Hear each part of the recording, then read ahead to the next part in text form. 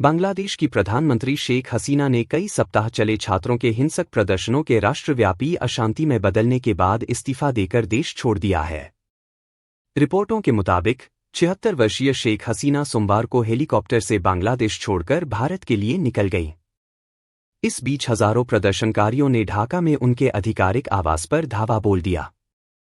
इसी के साथ बांग्लादेश की सबसे लंबे समय तक प्रधानमंत्री रहीं शेख हसीना के राज का भी अंत हो गया। कुल 20 सालों तक शेख हसीना ने मजबूत पकड़ के साथ बांग्लादेश पर शासन किया है। शेख हसीना को दक्षिण एशियाई देश बांग्लादेश की आर्थिक प्रगति का श्रेय दिया जाता है, लेकिन हाल के सालों में उन पर तानाशाही के आरोप भी लगे। 1947 में पूर्वी बंगाल के एक मुसलमान परिवार में पैदा हुई शेख हसीना को राजनीति विरासत में मिली। उनके पिता राष्ट्रवादी नेता शेख मुजीबुर रहमान थे। वो बांग्लादेश के संस्थापक और राष्ट्रपिता थे, जिन्होंने 1971 में देश को पाकिस्तान से आज़ाद कराया और देश के पहले राष्ट्रपति भी बने। उस दौर में शेख हसीना स्वयं ढाका यूनिवर्सिटी में एक छात्र नेता के रूप में खुद को स्थापित कर चुकी थी। 1975 में सैन्य तख्तापलट के दौरान मुजीबुर रहमान और उनके परिवार के अधिकतर लोगों को मार दिया गया था।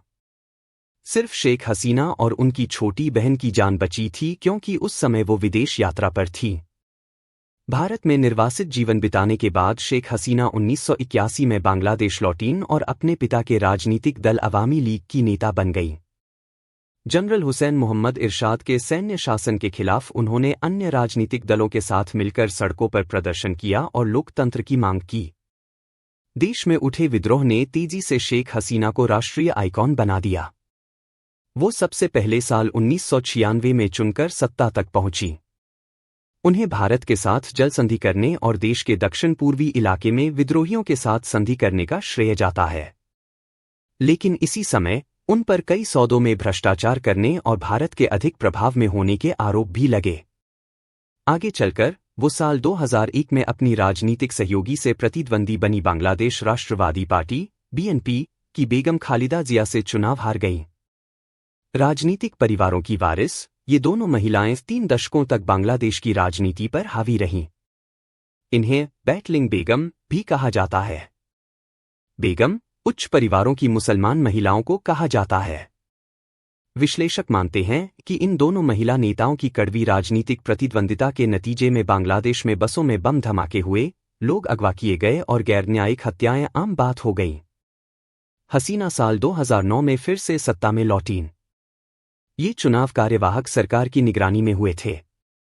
वो एक वाकई राजनीतिक सर्वाइवर हैं। वो कई बार जेल में रहीं और अपने जीवन पर हुए कई हमलों से जिंदा बच निकलीं। साल 2004 में हुए एक हमले से उनके सुनने की क्षमता को नुकसान पहुंचा था। उन्हें देश से बाहर निकालने के प्रयास भी हुए और वो भ्रष्टाचार के आरोपों में कई मुकदमों में भी फंसी रहीं।